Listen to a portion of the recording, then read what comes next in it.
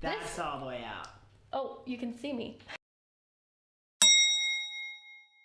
What's up everyone? It's Dani. And Nick. Today we're going to be sharing with you the best equipment that we have found in real estate photography. As you may know from our other videos, we recently started our own small business doing marketing, photography, and videography, which has led to us doing real estate photography and videography. It's been so much fun, so we wanted to share with you some of the equipment that we found that works really good for real estate.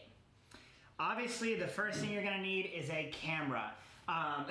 It kind of goes without saying, but the camera doesn't matter that much, but you do want a camera that's gonna be able to take a high quality image and gonna be able to shoot in RAW. And that just is gonna allow you to do some more post-production and do like editing with your photos. So the RAW is gonna give you more ability there. Yeah, on our shoots, we both take a camera, so like he'll have the 1DX and I'll have the 5D, and if you know anything about cameras, the 1DX is the highest Canon camera that there is, but you can't tell a big difference between our photos because of the camera. It's because of the lenses. Most of the lenses that we use in real estate photography are wide angle lenses because you want to make the space seem as big as possible without distorting it or making it non-realistic. You want everything to look real because the people are going to want to come and see it and not be like, what the heck, this is different than what was online. However, regular lens will only show part of a room, where the wide angle will let you stand in a corner and see the entire room. So a lens that we already had before we started doing real estate photography, so our first shoot was with this lens, is the 17 through 40 millimeter. This lens is really good and it's more affordable than the other lenses that we're going to talk about. We don't use this one much anymore because our other ones are better and higher quality, but this is a good starting lens if you want to dip your feet into real estate photography and see if you even like it. And this is good for landscapes as well and many other things. So 17 through 40 is a good option. However, the other things are going to be more on the higher end price wise, but there is a big difference in the pictures as well. Yeah, the 17 through 40 really did a great job for us, but like the biggest drawback was its like ability to shoot in low light, and that's because it's just an f4.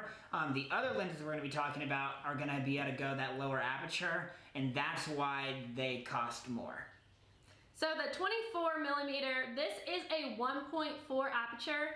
So this is the lens that we use in the lowest light situations, houses that have less lighting or windows, whatever it may be. If you get stuck in a situation, this 24 fixed will definitely help you out. However, the other lenses that we like to use more often, they don't go into the lower aperture as 1.4, but they have a lot wider angle, which allows you to show the house even more. Yeah, the 24 wouldn't technically be considered a wide angle. It depends what you're shooting, but compared to the other ones, it's not necessarily a wide angle, but it does serve great in low light because of the low aperture. This lens right here, you can kind of see, I don't know if you guys can see it, but it's got kind of like the curved spherical in the front. This is a 14 millimeter, so it almost looks like fisheye if you're looking at it like this way. But that curve actually allows it to not look fisheye. If you are familiar with GoPros, GoPro has a really, really wide angle, but you can tell it's a GoPro because it gets that fisheye.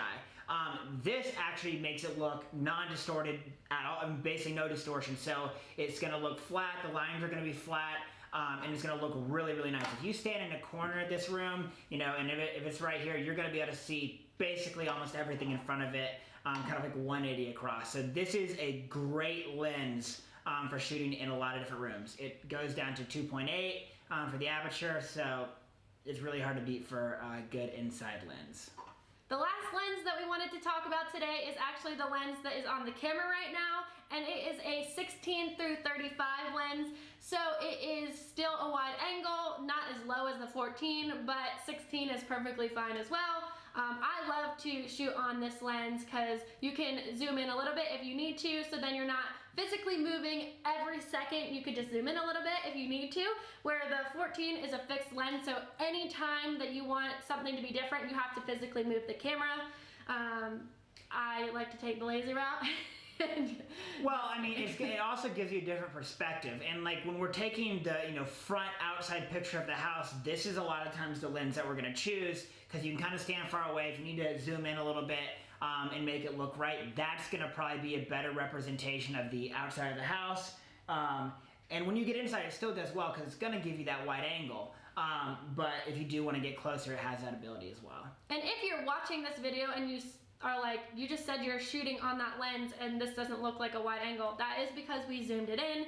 So I can show you right now. Let's see what it'll go to. That's all the way out. Oh, you can see me. This is at a 16 millimeter length, so you can see a lot 14 would more. even be further out this way. You would basically be able to see the Like, it's entire crazy that you can even see me right here because I'm so far away. So this is what it can do, but for now we're going to be shooting on this. The next piece of equipment that we like to use a lot is the drone. This is just a Mavic Pro. There's higher quality drones out there for... This one's pretty high quality, though. Yeah, I mean, it definitely is. It's gonna shoot in 4K if you wanted to for like video, but it's gonna take good pictures, and a lot of people do like having an aerial shot. It's just kind of a different thing that you can offer that not all photographers might have in their bag. Yeah, so a lot of people that we've talked to are like, do you have a drone? So the fact that we have it really intrigues the customer or client, and we don't use this as much for the photography aspect as we do for the videography. It's really cool to be able to show a property, especially those ones with a lot of land, and show where everything is in relation to each other with an overhead aerial shot. Now, there are some regulations that are involved with the drone, and I'll leave that to you guys to look up and everything. I'm definitely not an expert on it, but if you're gonna do it for commercial purposes, just suffice to say that there's regulations and you have to have certain license to do it. So just be careful. The last thing that we want to talk about equipment-wise is a tripod or stabilizer or some type of thing that you can use, because if you're using a... This is a monopod. This is option number 1, monopod.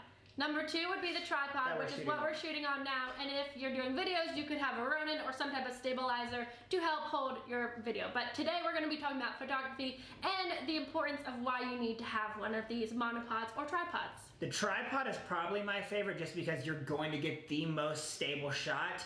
You can't back all the way into a corner, but in the house, a lot of times, like we said, it's low light. That's why we like the low apertures. But you're still, to get the right color, you're gonna have to shoot a low shutter speed, probably in like 50 to 60 range, without having to bump your ISO really high, the fake light, and get a grainy image. So the best thing to do is to have, the lower shutter speed, put it on a tripod, and that way you don't have to worry about, image blur. Because if you're trying to hold the camera without anything to stabilize it, it's gonna get a little image blur if you're shooting at like 50 or 60.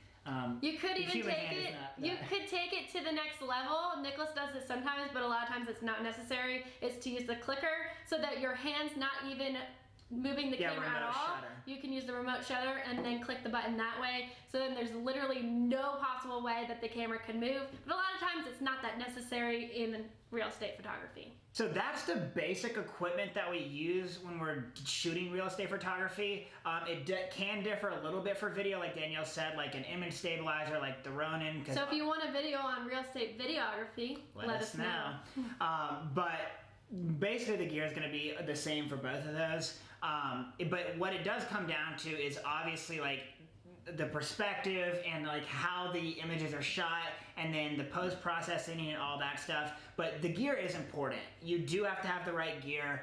You can make it work with certain things, like you can go see online. There's plenty of real estate agents that take them with their iPhones, and the phones are getting to the point where it can be good. But for a professional grade photo, and for people to pay you to do what we do, you do want to have good equipment, and the right equipment makes the job that much easier. So if you like this video, please give it a thumbs up and subscribe to our channel down below. As we say every time, if you have any questions or comments, please leave them down below as well. And we'll see you guys next time. Bye. Bye.